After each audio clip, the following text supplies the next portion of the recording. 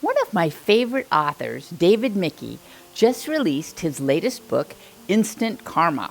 I got it on Audible, so I had to stay up until 4 a.m. this morning as I was suffering from the audio equivalent of the inability to put it down.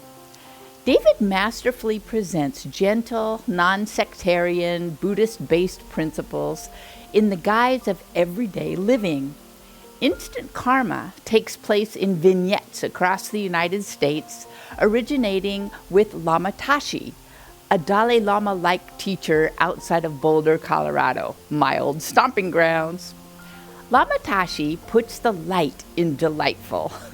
He subtly suggests to his various at-risk students to tread mindfully in the coming days.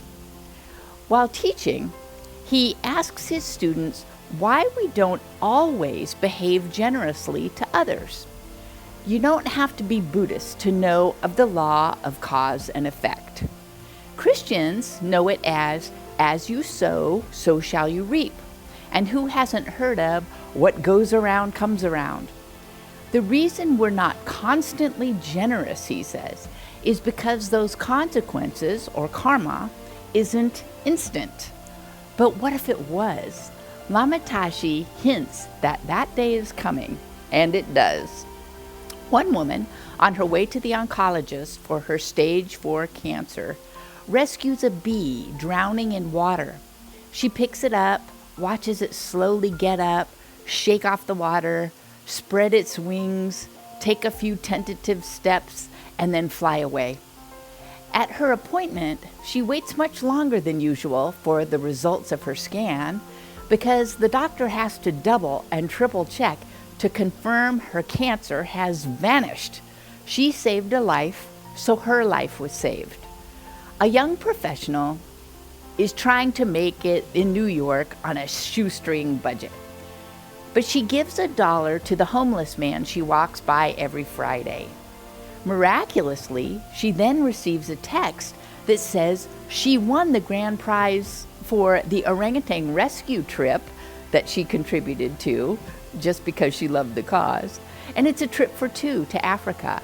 She's astonished and would love to go, but she knows it's just the thing for her failing parents. They would relish that, and she gifts it to them. She then receives a phone call from a lawyer letting her know of a most improbable inheritance. Alas, meat eaters worldwide are falling deathly ill. And long story short, the United States becomes a vegetarian nation in one day.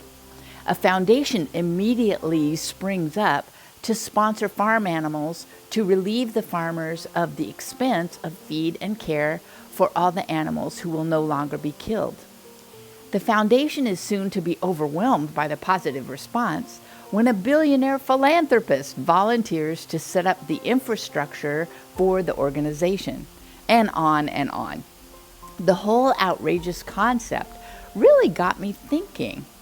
Indications from channelers all over the world these days are reporting that the consciousness level of the planet is rising.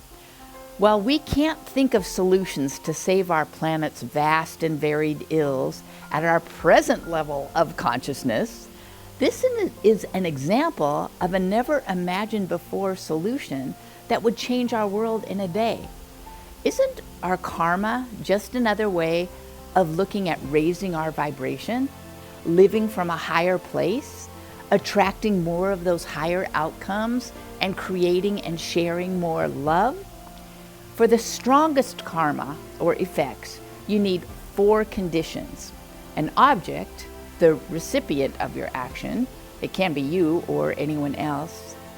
An intention, your motivation for doing the action itself, and the completion, the action must be received.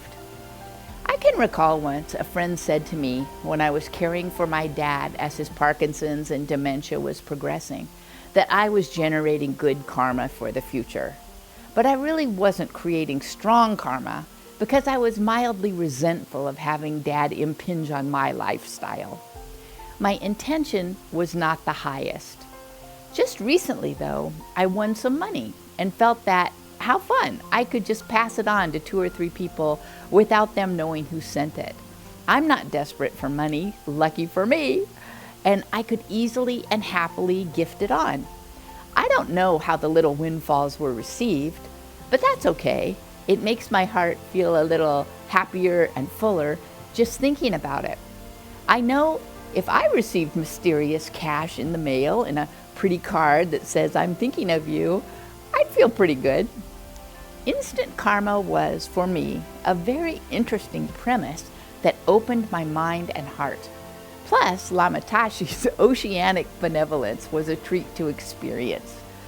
Check out Instant Karma if you want a fun story that shows you surprising ways to shine that divine.